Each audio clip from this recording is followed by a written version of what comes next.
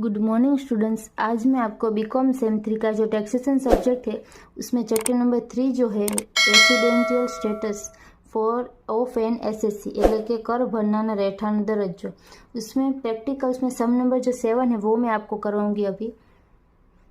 उसमें ऐसा दिया गया है, the following are the income details of mister X during previous year 2021-22।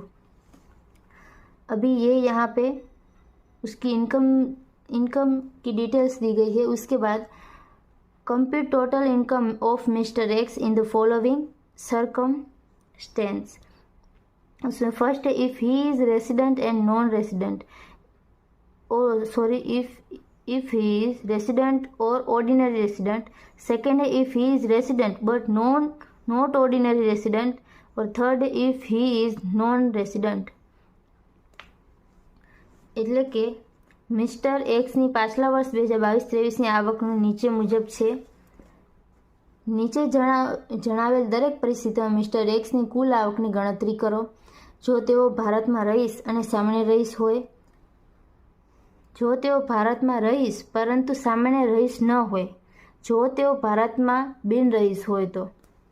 अभी इसमें फर्स्ट हम लोग देखेंगे तो फर्स्ट है business income earn in India, એટલે કે भारतમાં મળેલી ધંધાની આવક। ये जो है वो इसका बेस क्या है, वो इंडिया की ही इनकम है ऑलरेडी। तो ये जो फर्स्ट नंबर का है उसमें अमाउंट कितनी है, रुपीस कितने हैं, 13,10,000। तो ये तीनों में आएगा 13,10,000।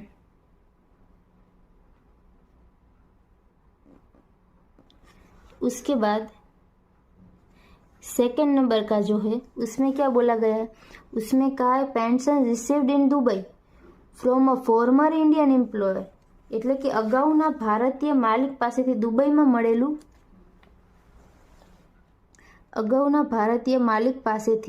મળેલું पेंशन 6,40,000।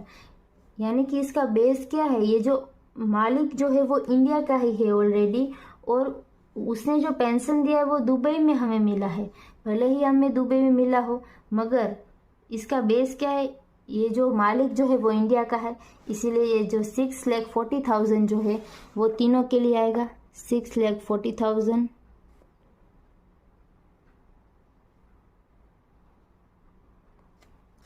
उसके बाद थर्ड नंबर का दिया गया है हमें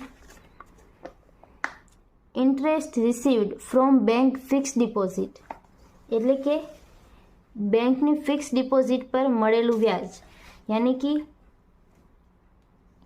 यहाँ पे जो हमें फिक्स डिपॉजिट पर इंटरेस्ट मिला है 30,000, वो आज बैंक फिक्स डिपॉजिट पर व्याज મળેલું છે એ ક્યાંનું છે, તો છે ભારતનું જ। 30,000 कहाँ का है, वो बेस क्या है, ये है इंडिया का। यानी कि ये जो 30,000 है वो तीनों के लिए आएगा। थर्ड नंबर में 30,000 तीनों के लिए।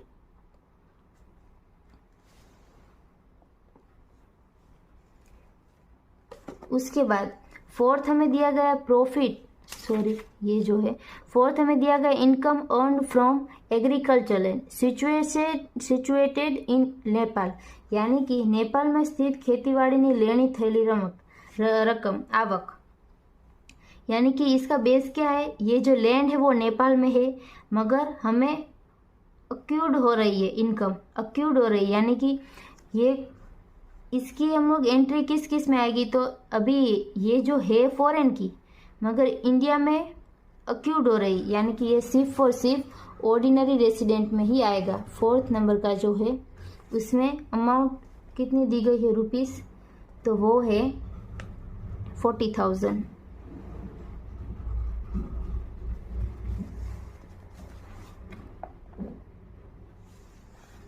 उसके बाद फिफ्थ नंबर का यहाँ पे है income from agriculture land situated in India.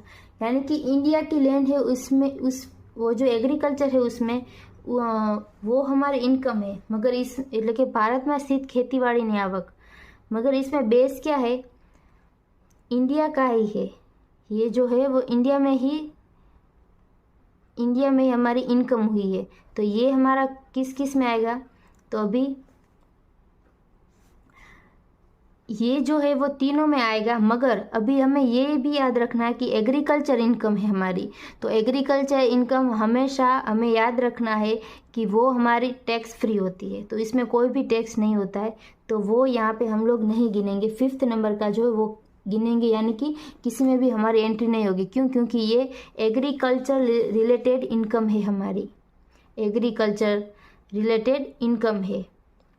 ખેતીવાડીની આવક છે તે એકેમાં પણ કરપાત્ર નહીં હોય।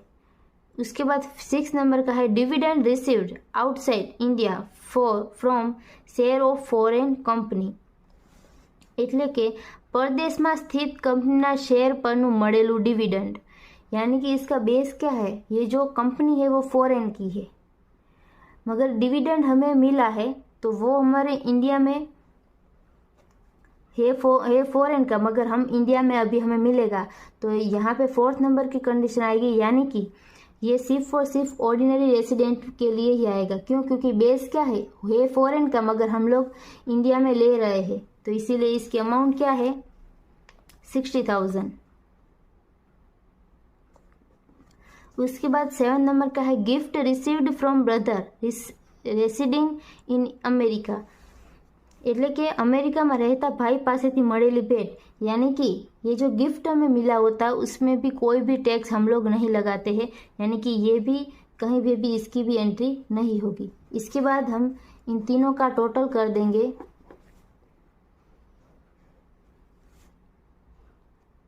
तो अभी पहले हम लोग ऑर्डिनरी रेसिडेंट के लिए टोटल करेंगे 13,10,000 प्लस 6,40,000 प्लस 30,000 प्लस 40,000 प्लस 60,000, यानी कि 20,80,000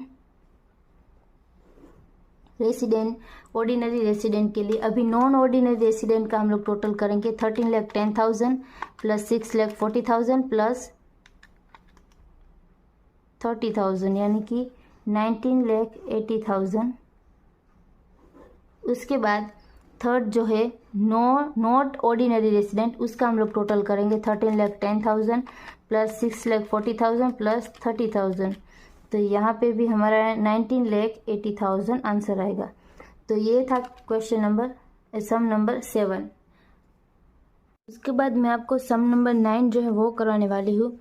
Shri Bradman a non resident furnished the following particulars of his income earned during the previous year relevant to assessment years 2022 and 23।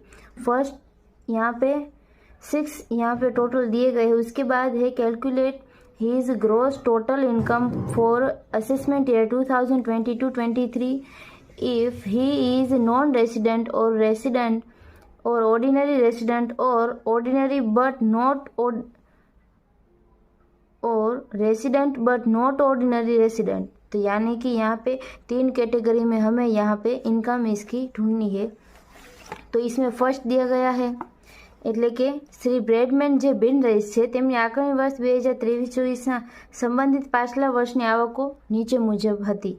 તો અહીંયા આગળ 6 આપેલી છે આવકો, તેમની આકારણી વર્ષ 2022-23ની કુલ આવકની ગણતરી કરો। જો તેઓ સામાન્ય રહીશ હોય કે સામાન્ય રહીશ ન હોય તેવા રહીશ અને બિન રહીશ હોય તો તેની कुल आवक કેટલી થાય। तो यहाँ पे फर्स्ट हमें दिया गया है interest on Japan development bonds 1/3 is received in India, એટલે કે જાપાન ડેવલપમેન્ટ બોન્ડ્સનું વ્યાજ 1/3 એટલે કે ત્રીજો ભાગ ભારત બારોબાર 1/3 ભાગની રકમ बारोबार भारत में મળે છે અને બાકીની રકમ જાપાનમાં મેળવ્યા પછી ભારતમાં મોકલે છે। यानी कि इसका बेस क्या है, ये है फॉरेन का। तो फॉरेन का जो होता है वो सिर्फ और सिर्फ जो रेसिडेंट है उसके लिए ही आता है, ऑर्डिनरी रेसिडेंट के लिए, એટલે કે सामान्य रईस માટે જ આવે। और ये जो इसमें थर्ड 1/3 दिया गया है रिसीव्ड इन इंडिया, यानी कि इसमें जो 1/3 है वो हमारा सभी के लिए आएगा। तो यहाँ पे क्वेश्चन नंबर 9 फर्स्ट जो है उसमें 1/3 जो है, यानी कि पहले हम लोग 1/3 लेते हैं, तो 2,70,000 डिवाइड बाय 3। तो यानी कि ये जो 90,000 है वो सभी यानी कि ordinary resident, non ordinary resident और नॉट रेसिडेंट, नॉन रेसिडेंट के लिए भी आएगा। तो ये जो 90,000 मैंने लिख दिया, ये 1/3 था। उसके बाद यहाँ पे टोटल हमारा 2,70,000 है। तो 2,70,000 माइनस 90,000 तो हमारा बचा 1,80,000। तो वो किसके लिए होगा? वो सिर्फ और सिर्फ ऑर्डिनरी रेसिडेंट के लिए होगा।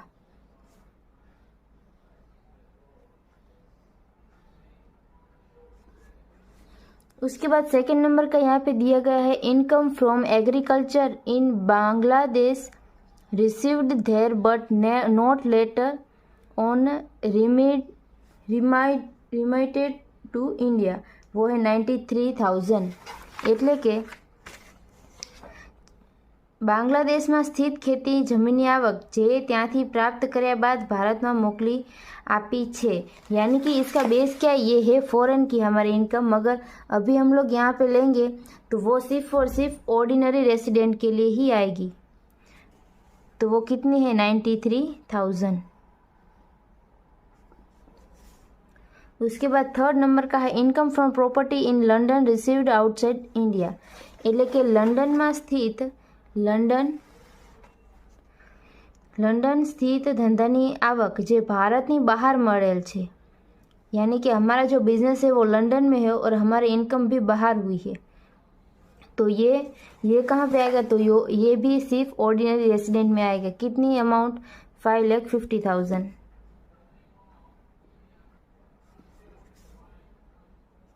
उसके बाद यहाँ पे फोर्थ नंबर का है, income earned from business in Germany which is control from Delhi. यानी कि इसका बिजनेस हमारा जर्मनी में हो रहा है मगर उसका कंट्रोल दिल्ली से हो रहा है। ₹25,000 इज रिसीव्ड इन इंडिया और टोटल यहाँ पे 65,000। એટલે કે જર્મનીમાં સ્થિત ધંધાની આવક જે ધંધાનું નિયંત્રણ દિલ્હીમાંથી થાય છે અને 25,000 બારોબાર ભારતમાં प्राप्त થયેલ છે। यानी कि ये जो 25,000 हमें इंडिया में मिले हैं वो तीनों के लिए आएगा। तो यहाँ पे मैं इस फोर्थ में भी फर्स्ट है तो 25,000 सभी के लिए होगा। और यहाँ पे टोटल हमारा 65,000 है, उसमें से 25,000 कट कर देंगे तो 40,000 बचा। मगर इसमें क्या हो रहा है कि बिजनेस हमारा फॉरेन में मगर उसका कंट्रोल दिल्ली से है। तो ये सिर्फ दोनों बंदे के लिए आएगा, जो ऑर्डिनरी है और नॉन ऑर्डिनरी है उसके लिए। तो यहाँ पे सेकंड 40,000 और 40,000।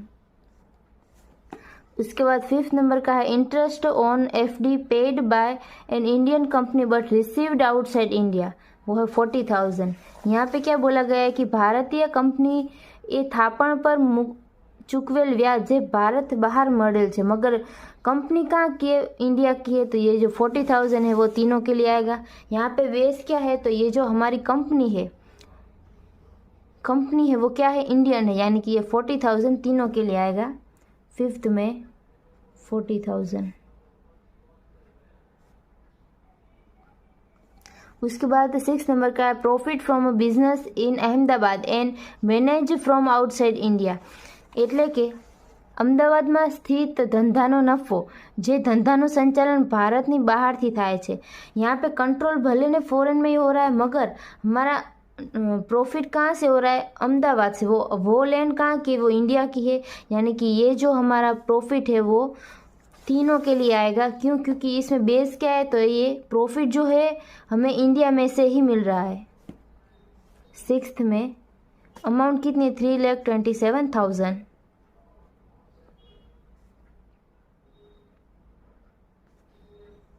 तो यहाँ पे हम जो भी हमें यहाँ पे इनकम दी गई थी वो हमने डिस्ट्रीब्यूट कर दी। अब हम इन सभी का टोटल करेंगे।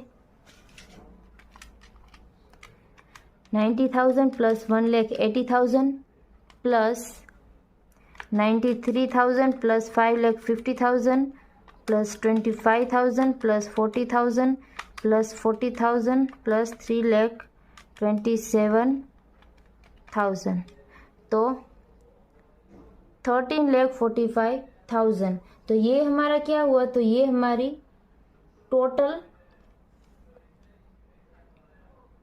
इनकम हुई किसके लिए, तो ऑर्डिनरी रेसिडेंट के लिए। ये यहाँ पे हमारी टोटल इनकम कितनी हुई, 13,45,000। उसके बाद नॉट ऑर्डिनरी के लिए, ऑर्डिनरी रेसिडेंट के लिए तो 90,000 प्लस 25,000 प्लस 40,000 प्लस 40,000 प्लस 3,27,000, तो वो यहाँ पे हमारा कितना है, 5,22,000। उसके बाद नॉन ऑर्डिनरी के लिए है तो वो 90,000 प्लस 25, 90,000 प्लस 25,000 प्लस 40,000 प्लस 3,27,000, तो यहाँ पे हमारा कितना है, 4,82,000। तो ये हमारा फाइनल आंसर आ गया। उसके बाद मैं आप लोगों को यहाँ पे ये जो 13 नंबर का सम है उसका बी जो है वो करवाने वाली हूँ। Following are the income of mister Vikram bhai during the previous year 2021-22। उसमें यहाँ पे 6 इनकम दी गई है। उसके बाद find out the total gross income for the assessment year 2022-23। If he is an ordinary resident, यानी कि यहाँ पे ordinary resident, if he is resident but not ordinary resident, तो ये यहाँ पे नॉट ऑर्डिनरी रेसिडेंट। उसके बाद if he is non resident, तो यहाँ पे नॉन रेसिडेंट। એટલે કે શ્રી વિક્રમભાઈની પાછલા વર્ષની 2022-23ની દરમિયાનની આવકની વિગતો નીચે પ્રમાણે છે। यहाँ पे એટલે કે અહીંયા 6 વસ્તુ આપેલી છે। તેના પછી આકારણી વર્ષ 2023-24 માટે નીચે જણાવેલ સંજોગોમાં કુલ ગ્રોસ આવકની ગણતરી કરો। જો તેઓ સામાન્ય રહીશ હોય, જો તેઓ માત્ર રહીશ હોય અને જો તેઓ બિન રહીશ હોય। तो यहाँ पे फर्स्ट हमारा दिया गया है सैलरी जो है टैक्सेबल, यानी कि ये जो टैक्सेबल सैलरी होती है यहाँ पे अमाउंट है उसकी 2,40,000, तो ये सभी के लिए आएगी, यानी कि वो रेसिडेंट, ऑर्डिनरी रेसिडेंट हो और नॉट ऑर्डिनरी रेसिडेंट हो या फिर नॉन रेसिडेंट हो, वो तीनों के लिए आएगी 2,40,000। उसके बाद सेकंड नंबर का है, એટલે કે અહીં કરપાત્ર પગાર હતો જે 2,40,000 તે ત્રણે માટે આવશે। उसके बाद यहाँ पे सेकंड नंबर का दिया गया interest on bank deposit out of which ₹15,000 is received from foreign bank, यानी कि એટલે કે बैंक થાપણ પર મળેલ વ્યાજ જે પૈકી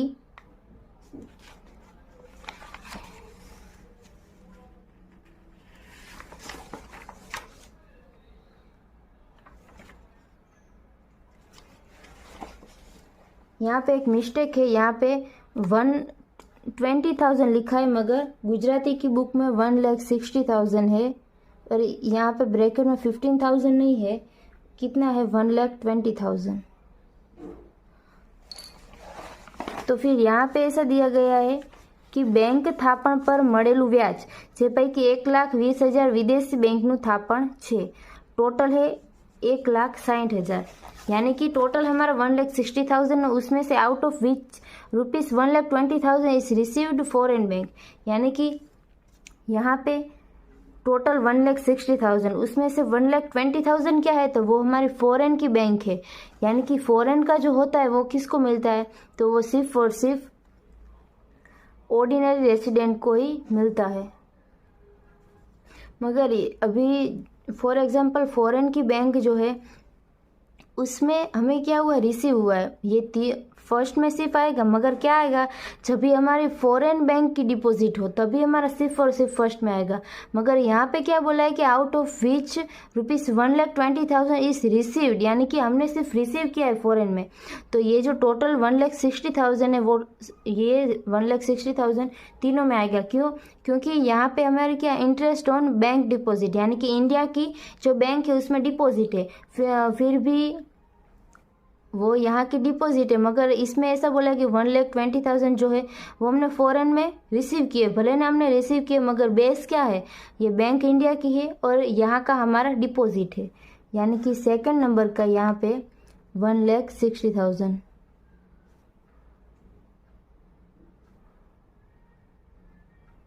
उसके बाद थर्ड नंबर का है profit from business in New York, business is control from India.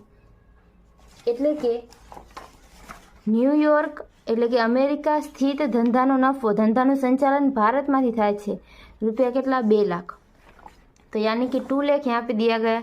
यहाँ पे हमें ध्यान रखना है कि ये जो बिजनेस है भले ने हमारा न्यूयॉर्क में चल रहा है मगर बेस क्या है, तो इसका कंट्रोल कहाँ से हो रहा है, इंडिया से हो रहा है। यानी कि ये जो 2 लाख है वो तीनों के लिए नहीं आएगा, सिर्फ और सिर्फ ऑर्डिनरी रेसिडेंट और नॉन ऑर्डिनरी रेसिडेंट में ही आएगा।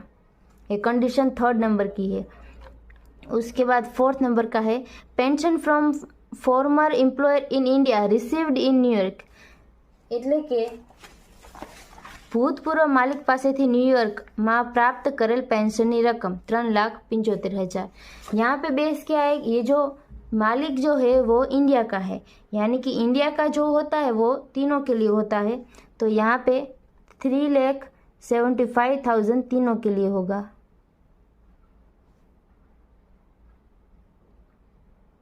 उसके बाद फिफ्थ नंबर का है agriculture income earn in New York 2,50,000, એટલે કે न्यूयॉर्कમાં કમાયેલી ખેતીની આવક।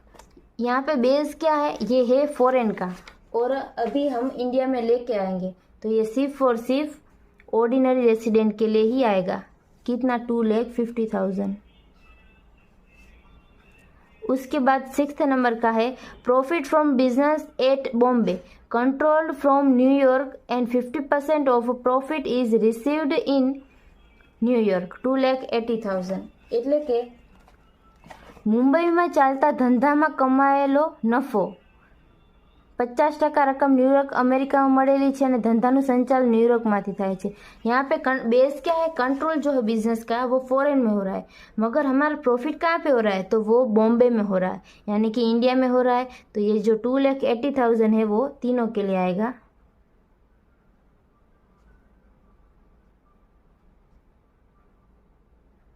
उसके बाद हम ये तीनों इनकम का टोटल कर देंगे।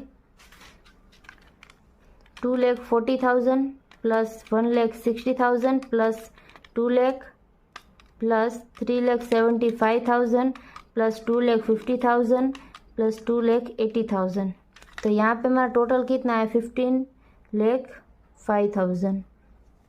उसके बाद सेकेंड नंबर का 2,40,000 plus 1,60,000 plus 2 lakh plus 3,75,000 plus 2,80,000, तो यहाँ पे हमारा टोटल आया 12,55,000। उसके बाद यहाँ पे थर्ड नंबर का है 2,40,000 प्लस 1,60,000 प्लस 3,75,000 प्लस 2,80,000, तो यहाँ पे आया 10,55,000। तो ये तीनों हमारा हो गया फाइनल आंसर। उसके बाद मैं आपको सम नंबर 14 कराने वाली हूँ। उसमें ए जो है वो determine the resident status of Shri Mehul Kumar a foreign citizen, यानी कि ये फॉरेन का बंदा है रहने वाला, फॉर द प्रीवियस ईयर 2021। यहाँ पे 22 से लेकर 23 तक from the details give below. Date of arrived in India, यानी कि इंडिया में कब आता है, फर्स्ट टाइम अराइव्ड, और date of departure from India, यानी कि इंडिया से कब जाता है। तो यहाँ पे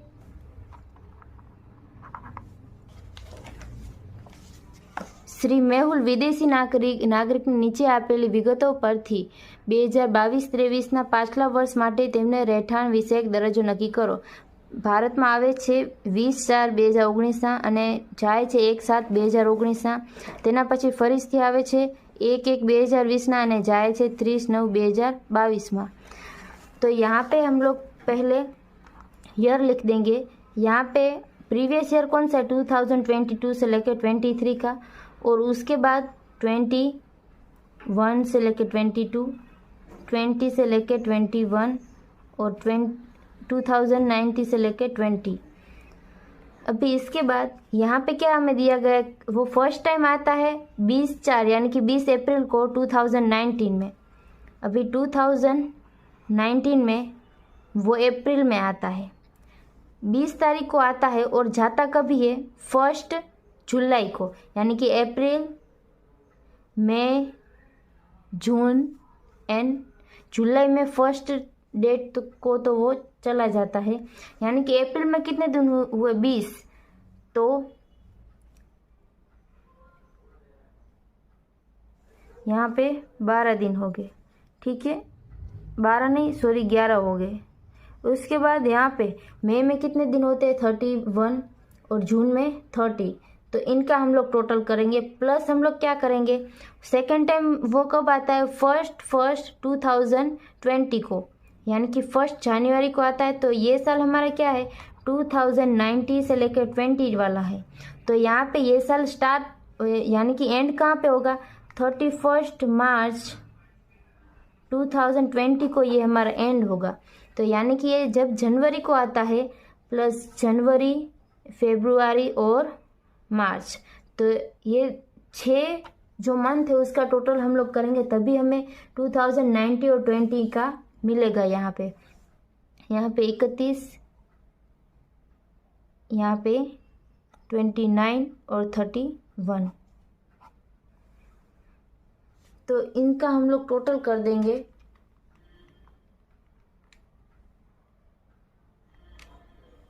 eleven plus 31 plus 30 plus 31 plus 29 plus 31, तो हमारा टोटल है 163। वो हम लोग यहाँ पे लिख देंगे 163। उसके बाद क्या बोला गया कि वो जाता कब है 13/9 यानी कि सितंबर 30 सितंबर 2020 को जाता है। अभी ये 2020 हमें यहाँ पे कंप्लीट हुआ और 2020 और 21 से लेके वो स्टार्ट कब होता है, वो होता है 1 अप्रैल को। 1 अप्रैल को स्टार्ट होता है और ये 2020 और पूरा कब होता है 31 मार्च 2021, यानी कि ये बंदा 22 तक रह रहा है, तो ये पूरा साल आ गया यानी कि 365 डेज। उसके बाद यहाँ पे फिर से 1 अप्रैल को ईयर स्टार्ट होगा 2021 का और एंड कभी होगा 31 मार्च 2022, ठीक है। और अभी ये कब, अभी यहाँ पे भी पूरा साल ये रह रहा है, अभी जाता कब ये 13 सितंबर को यहाँ पे जाता है 2022, यानी कि अभी तो मार्च आया, यानी कि यहीं पे भी इसमें भी वो 365 डेज रहा है। उसके बाद थर्ड है फिर से 1 अप्रैल को स्टार्ट होता है 2022 से लेके 31 मार्च 2023, यानी कि ये वाला ईयर। तो अभी इसमें ये पूरा ईयर नहीं रहा, ये 13 सितंबर तक ही रह रहा है। तो ये कितने मंथ हुए, तो फर्स्ट है अप्रैल, फिर मई, जून, जुलाई, अगस्त, सितंबर में पूरा मंथ रह रहा है, यानी कि यहाँ पे 31 डेज एंड 13। इसका टोटल हमारा क्या होता है 13 plus 31 plus 30 plus 31 plus 31 plus 30 183। तो यहाँ पे वो 183 डेज आएगा, ठीक है। ये हो गया। यहाँ पे हमने वो ये 4 इयर्स का जितने भी दिन यहाँ पे इंडिया में रहा है वो हमने काउंट कर लिया। उसके बाद हम यहाँ पे ये जो 2 कंडीशन है उसमें से कोई भी एक सेटिस्फाई होती है तो हम उसको और रेसिडेंट मानेंगे। तो अभी फर्स्ट है in relevant previous year stay in India is 182 days और मोर, यानी कि प्रीवियस ईयर हमारा कौन सा है, ये वाला, ये है हमारा प्रीवियस ईयर। तो यहाँ पे 183 डेज रह रहा है, यानी कि यहाँ पे अटेंडेंस इसकी कितनी है 183 डेज। तो यहाँ पे येस हो जाएगा, ये कंडीशन सेटिस्फाई होती है। એટલે કે તે પાછળના વર્ષમાં 182 દિવસ કે એનાથી વધુ દિવસ રહેલો હોવો જોઈએ। તો પાછળના વર્ષમાં તે 183 દિવસ રહેલું છે, તો તે અહીં શરતનું પાલન થાય છે, પહેલી શરતનું। उसके बाद सेकंड है in relevant previous year stay in India is 16 days और more plus in past 4 years prior to previous year stay in India 365 days in India. એટલે કે પાછળના વર્ષમાં 60 દિવસ કે તેથી વધુ અને તેના પાછળના વર્ષથી અગાઉના 4 વર્ષમાં તે 365 दिवस रहीस होवो જોઈએ। यानी कि ये जो प्रीवियस ईयर है वो 16 डेज से ज़्यादा यहाँ पे रहा है, तो 180 डेज हम लिख देंगे, 183 डेज प्लस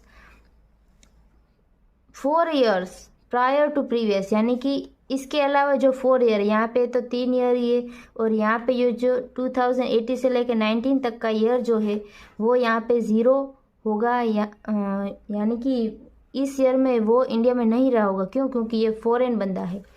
तो यहाँ पे 365 प्लस 365 प्लस 163, तो यहाँ पे टोटल हमारे 365 से ज़्यादा हो रहा है, इसीलिए प्लस हम लोग लिख देंगे 893 और ब्रैकेट में लिख देंगे in past 4 years prior to previous. ठीक है, अभी ये भी यहाँ पे अग्री हो रही है। उसके बाद ये दोनों भी यहाँ पे अग्री हुई है, मगर यहाँ पे सिर्फ एक ही अग्री होती कंडीशन तो भी हम लोग मानते कि वो बंदा रेसिडेंट है। अभी रेसिडेंट तो ये बंदा हो गया, उसके बाद हम लोग देखेंगे कि वो ऑर्डिनरी रेसिडेंट है या नहीं। तो ऑर्डिनरी रेसिडेंट में फर्स्ट जो कंडीशन है वो है 2 years, minimum 2 years stay in India, यानी कि रेसिडेंट होना चाहिए, resident in India out of 10 years, એટલે કે પાછળના 10 વર્ષમાં તે ઓછામાં ઓછા 2 વર્ષ રહીશ હોવો જોઈએ, यानी कि मिनिमम 2 ईयर्स वो यहाँ पे रेसिडेंट होना चाहिए। वो फर्स्ट कंडीशन है हमारी ऑर्डिनरी रेसिडेंट के लिए। तो यहाँ पे ये जो 2021, 22 और 20 से लेके 21 तक के ये जो 2 साल में वो यहाँ पे रेसिडेंट है, इसलिए ये भी कंडीशन यहाँ पे अग्री होती है, यस। ठीक है, उसके बाद सेकंड कंडीशन है कि लास्ट 7 ईयर जो है उसमें कितने दिन होने चाहिए, 730 डेज होने चाहिए या उससे ज़्यादा और मोर। ठीक है, 730 डेज आउट ऑफ 7 ईयर्स। ठीक है, तो लास्ट 7 ईयर यहाँ पे हमें नहीं दिए गए, मगर इतने दिन जो दिए गए हैं वो इससे पहले वो बंदा भारत में आया ही नहीं, यानी कि भारत में वो फॉरेन का बंदा है, फॉरेन का रहने वाला फॉरेन सिटीजन है, એટલે કે વિદેશી નાગરિક છે। તો તે પહેલાં અહીં 0 જ હશે ભારતમાં રહીશ, તો એમ સંખ્યા કેટલી હશે, દિવસોની સંખ્યા 0 જ હશે। તો આપણે શું કરવાનું, આ જે 3 વર્ષ છે તેનું જ ટોટલ મારવાનું। ये जो लास्ट के 3 ईयर्स है उसका ही टोटल हम लोग करेंगे। तो उसका टोटल हमारा 893 आया था, तो वो 730 से ज़्यादा ही है ऑलरेडी। तो यहाँ पे भी ये कंडीशन येस हो रही है, यानी कि ऑर्डिनरी के लिए जो ये जो 2 कंडीशन है वो यहाँ पे अग्री हो रही है, इसीलिए ये जो बंदा है वो क्या है, वो रेसिडेंट है प्लस ऑर्डिनरी रेसिडेंट है।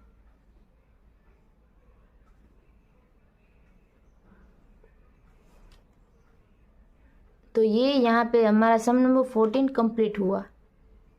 उसके बाद यहाँ पे मैं आप लोगों को 21 नंबर का जो सम है वो करवाने वाली हूँ, वो इस चैप्टर का लास्ट सम मैं करवा रही हूँ। इसके बाद मैं नेक्स्ट वीडियो से अगला चैप्टर करवाऊँगी आपको, ये पूरा हो जाएगा। Shri Yogesh is a Indian citizen, he is working as an internal auditor of a foreign company and posted in Dubai. During the previous year 2021-22, he comes to India for 150 days. In earlier 4 years, he is in India for 1275 days. Sri Yogesh wants to know his resident status for assessment year 2022-23. The details of his annual income of previous year 2021-22 are as under।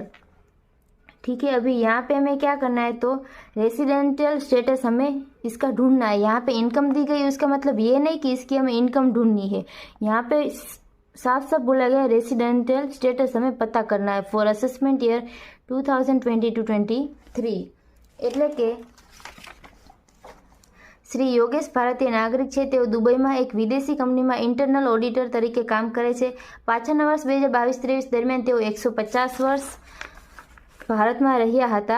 તેની અગાઉના 4 વર્ષમાં ભારત દિવસમાં ભારતમાં તેમનું રહેઠાણના કુલ 1275 દિવસ હતા. આકારણી વર્ષ 2022-23 માટે શ્રી યોગેશ તેમના રહેઠાણનો દરજ્જો જાણવા માંગે છે. પાછલા વર્ષ 2022-23 તેમની वार्षिक आवकની વિગતો નીચે मुजब છે. अभी यहाँ पे हमें इनकम दी गई है. अभी हमें ये देखना है कि यहाँ पे उसकी इनकम जो है वो कहीं भी 15 लाख से अबव है या नहीं, और वो काउंट करने में हम कौन कौन सी इनकम लेंगे. तो इंडिया की जो इनकम है वही हम लोग लेंगे, फॉरेन की इनकम हम लोग नहीं लेंगे. यहाँ पे फर्स्ट दिया गया है income from salary, consultancy and interest income earning and received in Dubai, यानी कि ये दुबई की इनकम है, ये भी हम लोग नहीं लेंगे. अभी सेकंड है, यानी कि इसमें फर्स्ट है दुबईમાં ઉપાર્જિત અને લેણી થયેલો પગાર, કન્સલ્ટની તથા વ્યાજની આવક, જે આપણે અહીં નહીં લઈ. કેમ કે આ દુબઈની છે, આપણે ફોરેનની નથી લેવાની, ઇન્ડિયાની લેવાની છે. उसके बाद सेकंड है business income accrued and received outside India, यानी कि દુબઈથી જેનું નિયંત્રણ થાય છે તેવા પરદેશમાં સ્થિત ધંધાને લેણી થયેલી અને મળેલી આવક, यानी कि ये भी फॉरेन की है, तो ये भी हम लोग यहाँ पे नहीं लेंगे. थर्ड है income from another business accrued and received in Dubai business control from India, એટલે કે દુબઈમાં લેણી થયેલી અને મળેલી અન્ય ધંધાની આવક કે જેનું ભારતમાંથી કંટ્રોલ થાય, એટલે કે આ થઈ ભારતની આવક. बराबर.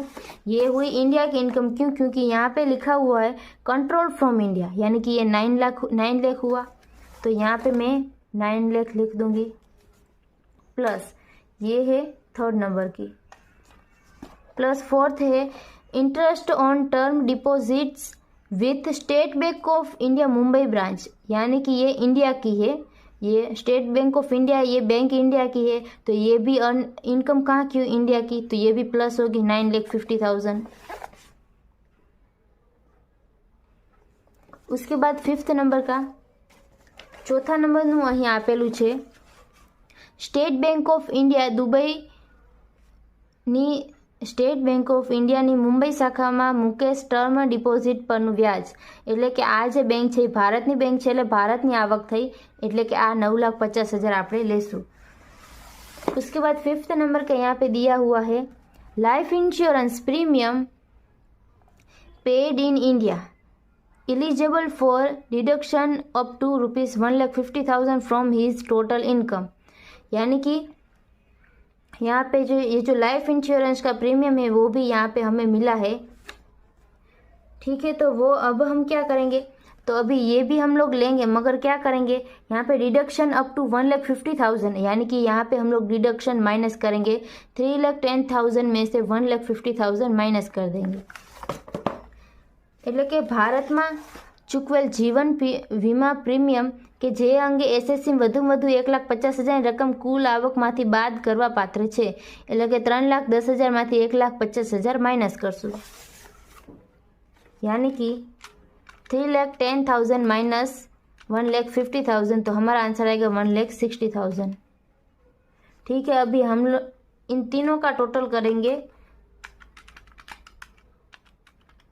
तो टोटल हमारा हुआ 20,10,000.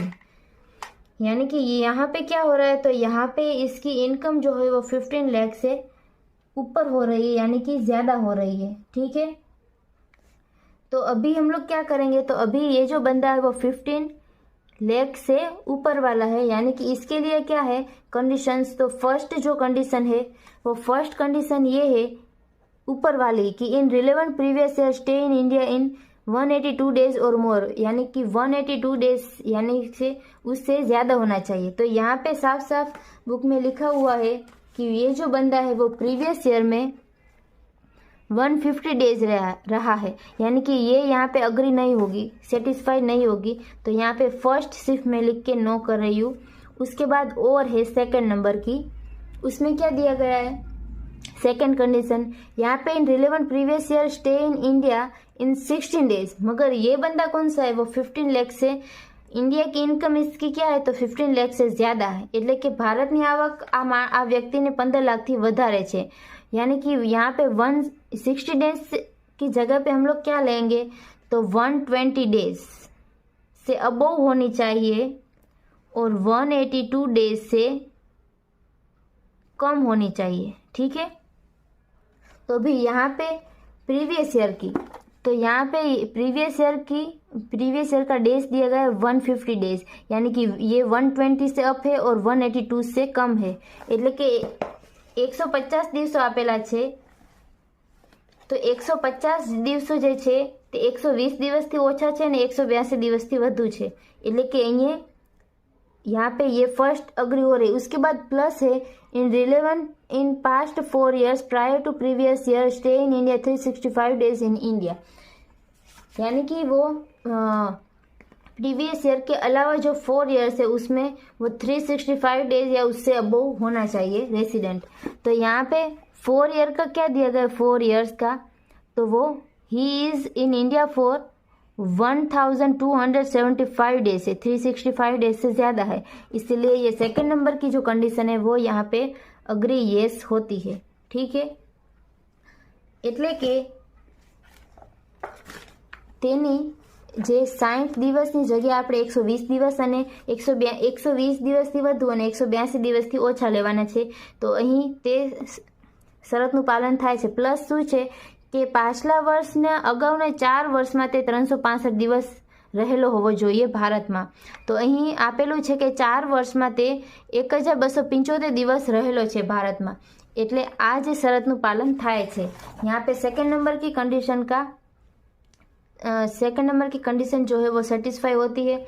अभी हम लोग क्या करेंगे, अभी यहाँ पे ऑलरेडी एक कंडीशन सेटिस्फाई होती है, तो अब हम लोग क्या करते थे कि ऑर्डिनरी रेसिडेंट और नॉन ऑर्डिनरी रेसिडेंट है या नहीं वो देखते थे, मगर ये बंदा कौन सा है कि इसकी इनकम इंडिया में 15 लाख से अबव है, यानी कि इसके लिए आगे की कोई भी कंडीशन हमें नहीं देखनी है। ये सब यहाँ पे ही कंप्लीट होता है, तो इसको हम लोग क्या कहते हैं, तो ये डीम्ड रेसिडेंट है बट नॉट ऑर्डिनरी रेसिडेंट, इसको हम लोग कहते हैं deemed resident but not ordinary resident.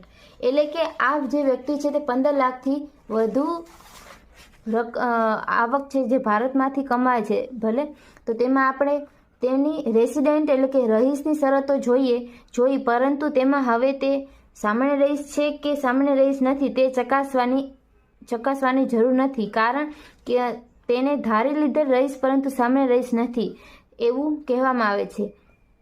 जिसकी भी 15 लाख से अबोव इनकम है जो भी बंदे की इंडिया में, तो उसको हम लोग सिर्फ डीम्ड रेसिडेंट कहते हैं। ठीक है, तो इसीलिए इसके लिए आगे की कोई भी कंडीशन यहाँ पे नहीं आएगी, तो यहाँ पे ये सब कंप्लीट होता है।